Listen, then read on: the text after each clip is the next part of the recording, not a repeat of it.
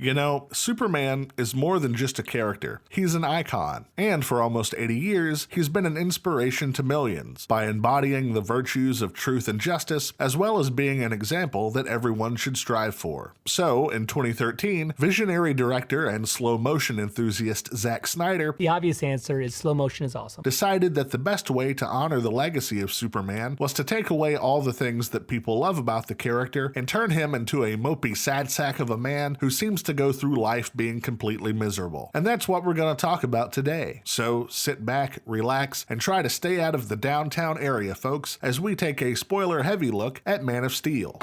Man of Steel starts like any great movie.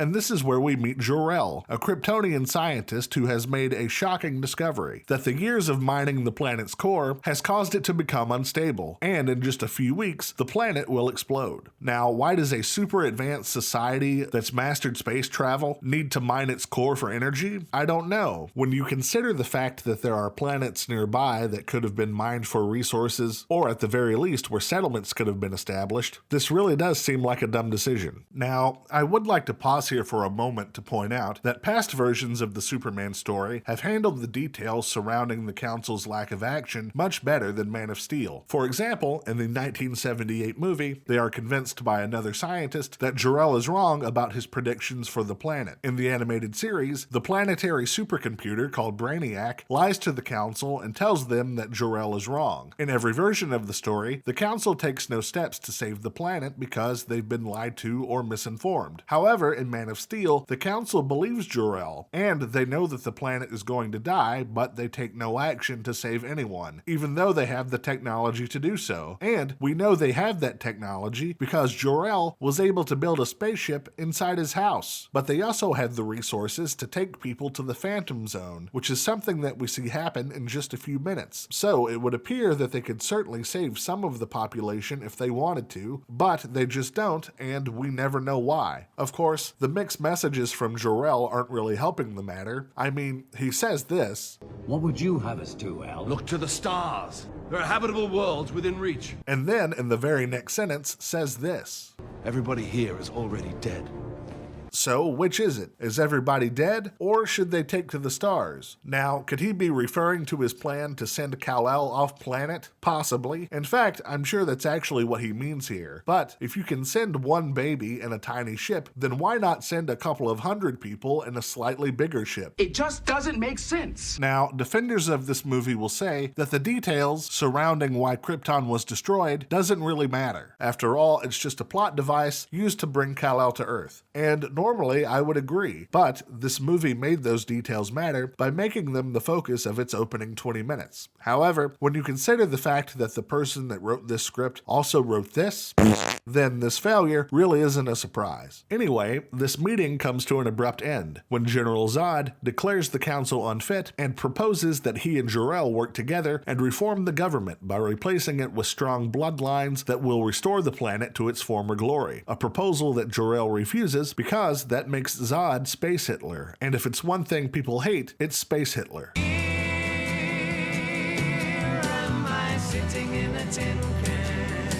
As it turns out, genetics play a big role in Kryptonian culture, so much so that natural childbirth has been outlawed for centuries, and instead, children are genetically designed in artificial wombs and are programmed to fulfill certain roles in society. So, after Zod places Jor-El into custody, he decides to do what any scientist who was genetically bred to be a scientist would do, and beats up a bunch of soldiers. Now, you may be asking, aren't the soldiers bred to be soldiers? Yes, they are. So how is Jor-El able to beat them so easily? It doesn't matter. Forget about it. Because now Jor-El is flying on a dragon on his way to retrieve the Kryptonian Codex, which contains all the genetic information for every Kryptonian bloodline, an artifact that is so sacred to Kryptonian society that it's heavily guarded and impossible to retrieve. And by that I mean anyone can swim up to it, grab it, and run away. Finally, as Jor-El returns home, He infuses the codex into the DNA of his newborn child named Kal-El. Why? Well, we'll get into that later, but trust me when I say it doesn't really make a whole lot of sense. Oh yeah, that sounds pretty dumb. Eventually, Zod arrives and demands that Jor-El give him the codex, but luckily, Jor-El is prepared to fight, because on Krypton, people who have been genetically bred to be scientists come fully equipped with battle armor and guns, apparently. What? Jor-El then explains that he and his wife have had a son, and they're sending him away with the codex so that Krypton might one day have a future. Zod then attacks Jor-El, angry that the codex is out of reach. However, I think what he's really mad at is that he's getting beaten up by a scientist. After being humiliated in combat, Zod begs Jor-El's wife Laura to stop the ship's launch because he needs the codex to shape Krypton in his image, a plea that she ignores, which causes Zod to kill Jor-El in anger. Then, determined to stop the ship from leaving the planet, he orders his men to shoot it out of the sky. Won't that just destroy the codex? Well, try not to think about that stuff too hard, because the same guy who wrote this movie also wrote this. You're the devil's baby, mama. Before Zod's men can take their shot, the Kryptonian army arrives, captures Zod, and takes him back to the council where they convict him and his followers of treason. And by now you're probably asking yourself, wait a minute, Zod knew that the planet was doomed. He even said so to Jor-El. These lawmakers, with their endless debates, have led Krypton to ruin. So what was the point of trying to take over the planet? Well, what were you expecting? Character motivations and actions to make sense? What do you think this is, a movie? So Zod and his men are sent to the Phantom Zone, where they will spend the rest of their lives being stuffed inside giant penises, which may sound harsh, but it's a lot better than the reverse, which is usually what happens to people in prison. Anal! A bit later, we see that Jor-El's theory was right. Krypton explodes, and Kal-El's ship makes it to Earth. And with all the backstory over, we finally get to see Superman save the world. Well, not yet. We still have about an hour and a half before anything like that happens.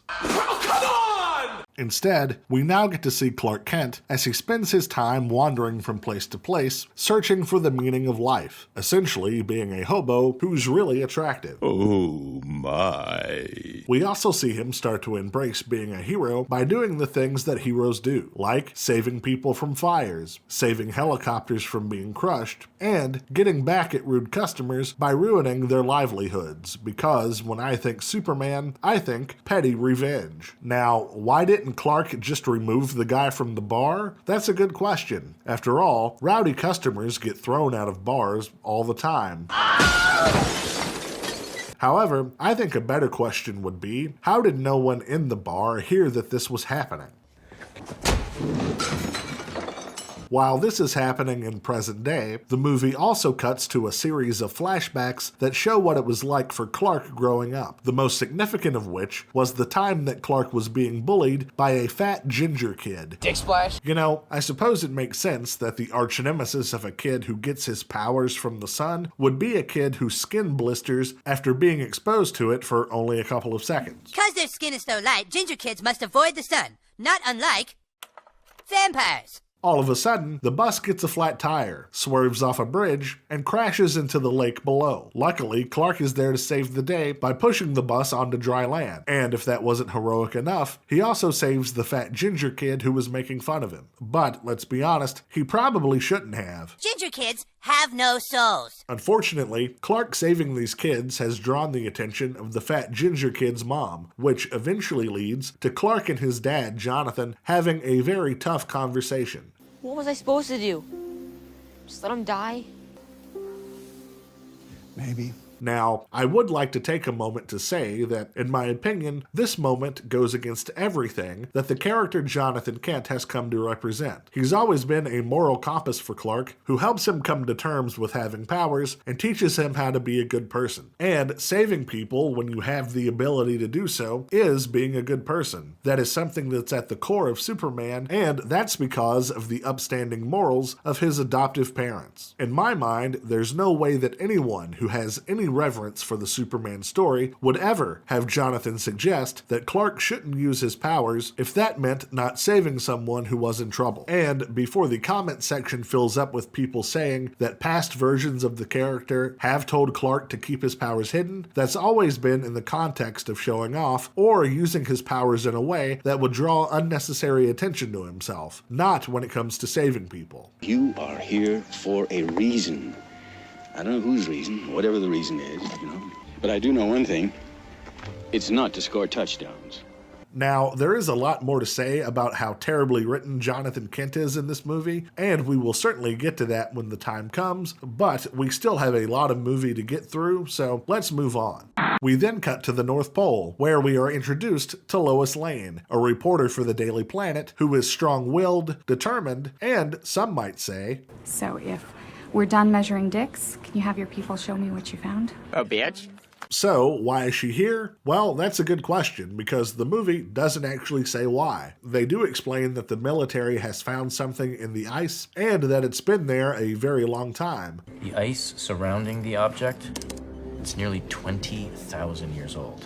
But we never know how Lois found out about it, or why she's interested in it. However, in this scene, which is brought to you by Nikon, we do see that her 12-megapixel Nikon D3S is able to take crystal clear photos, even at night, and in sub-zero temperatures. Pictures that are so clear that she's able to see Clark walking through the snow, even though he's hundreds of yards away. It's not a camera, it's a Nikon. Where is he going? Well, he's using his heat vision to cut through the ice, where he finds something that he never expected. A massive Kryptonian ship that's been there for over 20,000 years. How did Clark know about the ship? I don't know. How did he know that the military was looking for it? I don't know that either. Now, I've seen online people mentioning that Clark overhears a conversation between two military guys at the bar that he was working at. But after taking a look at that scene again, all that they say is that they're working on an anomalous object. So, unless Clark was on a mission looking for anomalous objects, this is still unexplained. But that's the great thing about Zack Snyder movies. He lets the audience fill in the plot and story details in their minds so that he can focus on the more important stuff, like this. This is also the moment that Lois decides to sneak on the ship and ignore the rules about flash photography. Luckily, however, Clark is there to help, and after checking on Lois and taking a moment to cauterize some internal bleeding, he takes off in the ship and heads to the other side of the world. Now, as you can see, there is an outpost on the top of this mountain. So, did Clark just carelessly kill innocent people? Probably. But, as we will soon learn, that is typical when it comes to Zack Snyder's vision of Superman.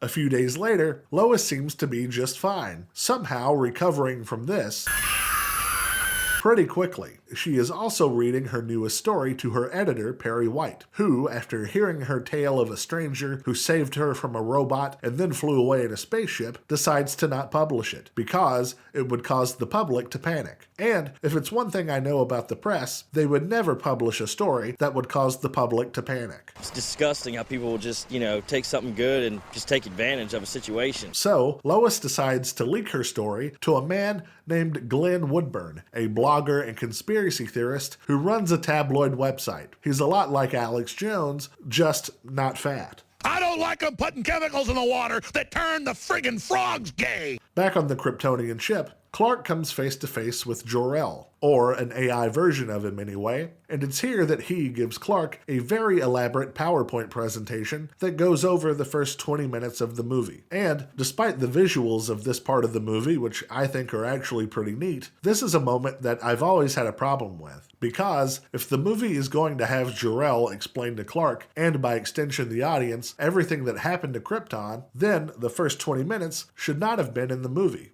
Literally, every bit of information that we learn in those 20 minutes is learned here in 5 minutes. Had they decided to just let the audience learn with Clark everything that happened to Krypton, that would have been a much more economical way to tell the story. And if they just decided to do this, rather than include all of this, then we wouldn't almost be an hour into a 2.5-hour movie where the plot hasn't even started yet. So far, it's just been all set up. Who wrote this again? Oh yeah, the same guy that wrote this. I'm reliable, I'm a very good listener, and I'm extremely funny. So, Jor-El explains to Clark that he was the first natural Kryptonian birth in centuries, that he embodies the hope and change that he wanted for Krypton, and that he wants him to use his powers for good so that he can be an example to the people of Earth. Wow, good parenting. What a concept. What was I supposed to do? Just let him die? Maybe. Then, Jor-El gives Clark a traditional Kryptonian garment that was hidden inside a vagina. Now, was this already in the ship, or did Jor-El make it? No one really seems to know. I'm not even sure that this doofus knows. But none of that really matters, because now we get to see Clark put on the suit for the first time as he begins to test the limits of his powers. Obsessed with finding the truth about the man who saved her, Lois travels to all the places that Clark has recently been to. Oh my God, who the hell cares? Eventually, she goes to Smallville, where she is confronted by Clark, who has chosen to disguise himself by wearing a hat. A disguise that is so elaborate it would deceive even the sharpest of detectives. Now, how did Clark know that she was here? I don't know. However, that doesn't really matter, because this whole sequence is really just an excuse for Clark to say this. My father believed that if the world found out who I really was, they'd reject me. So now the movie transitions to another flashback, where a tornado is quickly headed toward a crowd of people who are stuck in traffic. Thankfully, Jonathan Kent heroically tells them all to take cover under a nearby overpass, something that no one should ever do. Also, you shouldn't run toward a tornado to save your dog. But because this is a Zack Snyder movie where everyone is incredibly stupid, that is exactly what Jonathan does, which eventually leads to his death because he refuses to let Clark intervene. That's dumb! And once again, the character of Jonathan Kent has been damaged thanks to the incompetence of the people in charge. Why Zack Snyder is famous, I'm not sure. As I said before, Jonathan is not just an adoptive parent, but a mentor who teaches Clark important life lessons. In previous iterations of the character, he's always been shown to have died from a heart attack, which sadly teaches Clark one final lesson: that no matter how powerful he is, there will always be people that he can't save. All those powers. And I couldn't even save him. However, this lesson means nothing when Jonathan's death could have easily been avoided, not only by allowing Clark to save him, but also not running back into a funnel cloud to save your dog, or at the very least, let your younger, stronger, faster son, who has superpowers, get the dog. All Clark would have had to do is run just fast enough to not get caught by the tornado, and then there would have been no problems. Jesus Christ, it's like they didn't even try to write a good movie. This is the worst thing I have ever seen. Back in the present day, Clark decides to visit his mom. However, this family reunion is cut short when Zod sends a broadcast across the planet, telling the people of Earth that a Kryptonian is hiding among them and that he demands that he surrender or else. Now, why did Zod decide to broadcast this message in the most creepy way possible? I don't know. However, I think a more important question would be, how is it night in Kansas and in China at the same time? The Earth's not round, it is flat! So, Clark does what anyone who just saw an alien ship threaten the entire planet would do, and goes to church for a quick scene that serves only two purposes. The first of which is so that Zack Snyder can insert what he would consider very subtle symbolism, and secondly, to show us just how much Clark hates the human race. Zod can't be trusted. The problem is, I'm not sure if the people of Earth can be either. So now, these next few moments of the movie, I'm just going to speed through because, honestly, none of them really matter. Anyway, Superman surrenders to the military. Then he convinces the military that he's not a threat in the most threatening way possible, and tells them that he will surrender to Zod. Then, as Lois and Clark wait for Zod's ship, they fall in love, I guess. Then Zod's men demand that Lois comes with them. Why? Just because. And while the Kryptonians are distracted, Clark gives Lois the command key, which is what he used to bring the scout ship online. Why did he bring it with him? Well, other than the fact that this movie was written by an idiot, there's literally no reason. He just does. Once the two of them arrive on the ship, Clark becomes very sick because he's not used to the ship's atmosphere. As Clark tries to recover, he suddenly finds himself in a dream and realizes that Zod has found a way to communicate inside his mind. And it's here that he explains to Clark why he was sent to the Phantom Zone, how he escaped, and how he came to Earth. He also tells Clark that Jor-El hid the Kryptonian Codex in the ship that sent baby Kal-El to Earth, and he must give it to Zod so that he can establish a new Krypton on Earth. Now, why didn't Zod go to one of those nearby habitable planets that Jor-El was talking about? There are habitable worlds within reach. I don't know. After all, they went to a bunch of other planets, so why not those? But I think a better question would be, why did Zod think that this was the best way to convince Clark to help? Anyway, while this stupid shit is happening, Lois is thrown into a holding cell, where luckily there's a computer console that she uses to bring the Jor-El AI online. Oh, that's why Clark gave her the command key, so more plot could happen. Jor-El then tells Lois that he will teach her how they can defeat Zod, so that she can relay that information to Clark. Where did you come from? The command key, Miss Lane.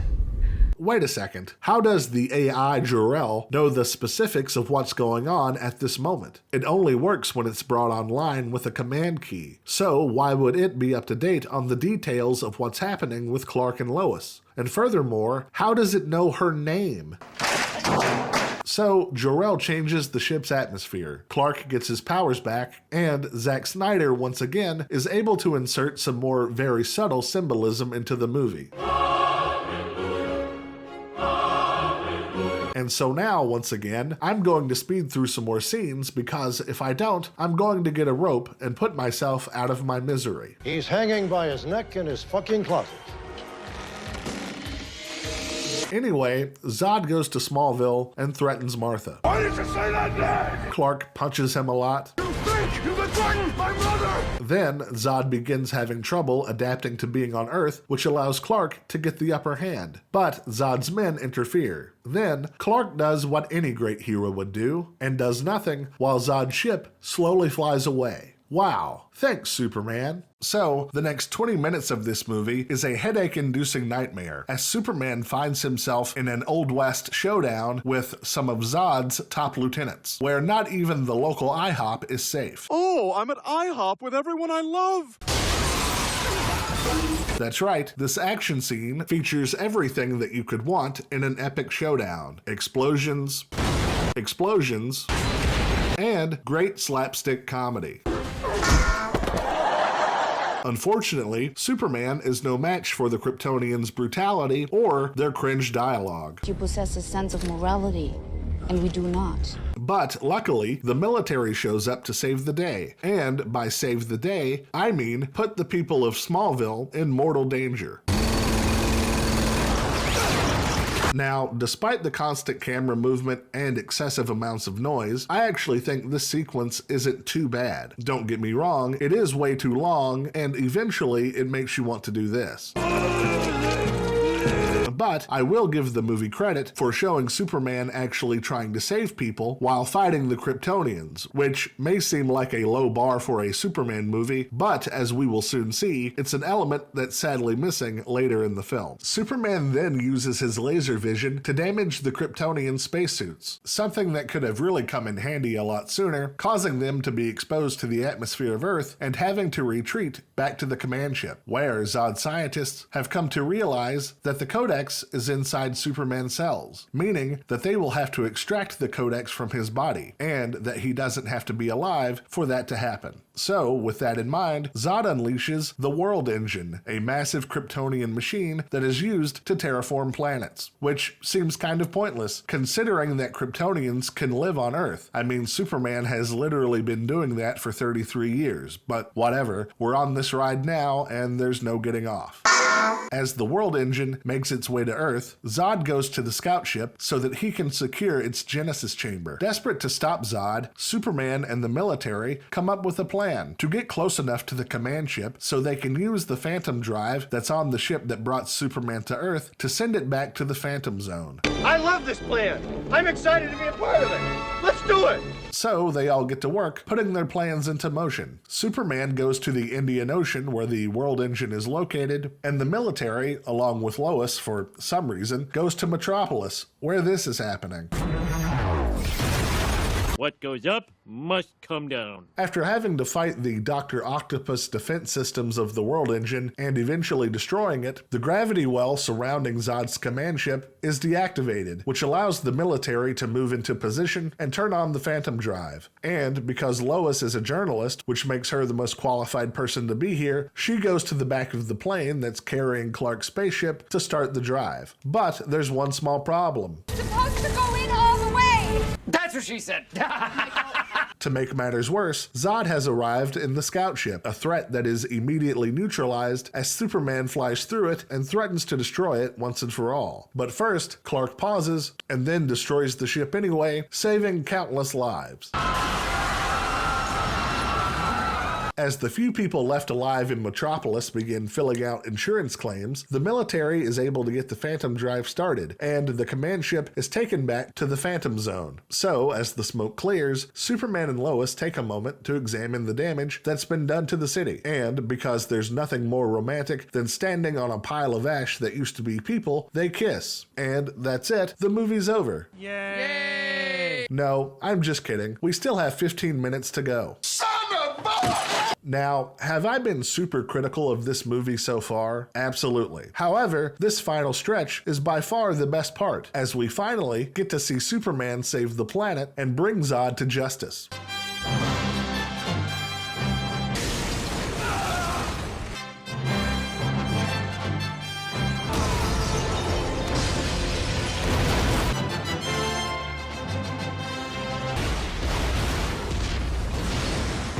After thousands of more people are killed, more damage is done to the city, and Zod learns to fly. Wait a second, I thought the Kryptonians were worried about having to suffer through years of pain trying to adapt to living on Earth. So we can suffer through years of pain trying to adapt like your son has? So much for that, I guess. Anyway, after thousands of more people are killed, millions of more dollars in property damage are done to the city, and Zod learns to fly, Superman realizes that Zod will never stop until everyone on Earth is dead. So, he reluctantly does what needs to be done and snaps Zod's neck. We then cut to a few days later, where Superman destroys a multi-million-dollar military drone, puts on some glasses so that he can become the Daily Planet's most handsome reporter. Now, did he have any journalism experience before this? Honestly, I don't care, because the movie is over, thank God. And when it's all said and done, what we end up with is a movie that is so bad, it can only be described as a comedy of errors.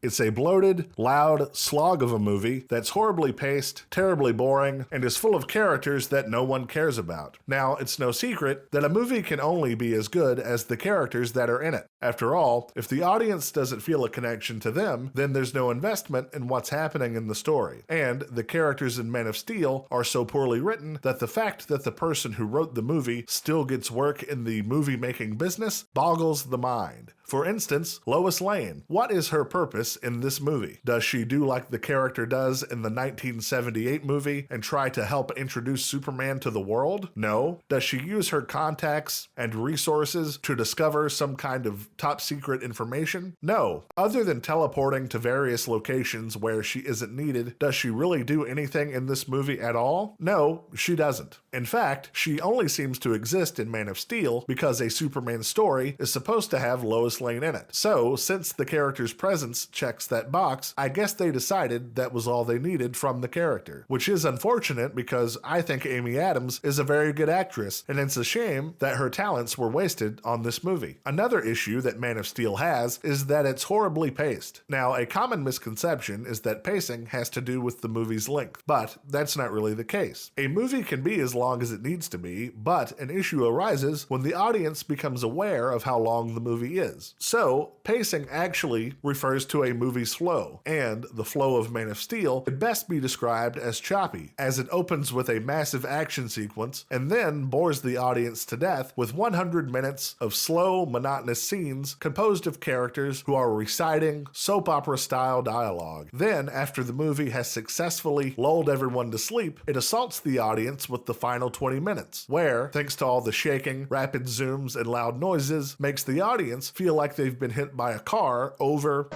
and over again. This movie also manages to contradict its themes of choice and predestination by having both the father figures in Superman's life tell him that he has a choice and a destiny. What if a child dreamed of becoming something other than what society had intended for him or her? You can embody the best of both worlds. The dream your mother and I dedicated our lives to preserve. You just have to decide what kind of man you want to grow up to be, Clark. But you're not just anyone, Clark, and I have to believe that you were sent here for a reason. Well, which is it, guys? Because it can't be both. The movie also has so many plot holes in it that it would sink a large ship. Now, most of the big ones I've already talked about in the video, so I won't go over them again. But just in case you're curious, here is a short list of the other plot holes that I didn't talk about.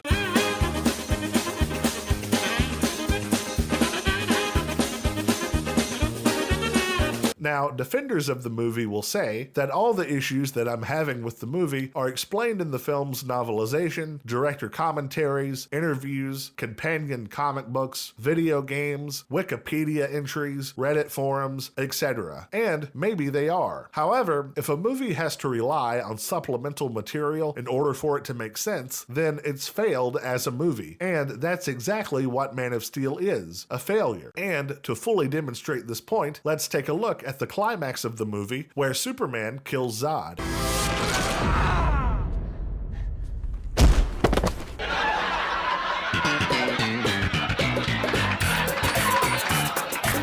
First, let me clarify, I don't have an issue with Superman doing this. My problem lies in how this moment is presented in the movie. You see, this scenario is a classic example of what's called the trolley problem, a moral dilemma that involves sacrificing one life to save many, or in this case, killing Zod to save the world. This is a concept that's been explored countless times in various other movies, like The Wrath of Khan, or even The Dark Knight. Those movies use this dilemma to challenge the hero's morality, forcing them to confront the weight of their decision to take a life in order to protect others. However, in Man of Steel, Superman's feelings about this moral conflict are never truly explored, which is unfortunate because traditionally, Superman does have a no-kill policy, which would mean having to make this choice would be very significant. Because this movie doesn't delve into Superman's inner struggle or moral reasoning, this moment feels hollow, even though it's desperately trying to make this moment emotionally impactful. Like I said, it's a total failure. Yeah, well, you know, that's just like your opinion, man. So, at the end of the day, would I recommend this movie? Absolutely not. It's a giant waste of time. You're better off doing anything else. However, if you do want some good Superman content, I would recommend the Superman animated series. It, much like the Batman animated series, does a really good job at capturing the heart and the spirit of what Superman is supposed to be. Or, if you want something that's tailored to a slightly more mature audience, check out the CW show, Superman and Lois. Both of these shows give you a much better look at what the Superman story should be, and both of them are far superior to the giant pile of crap that is Man of Steel.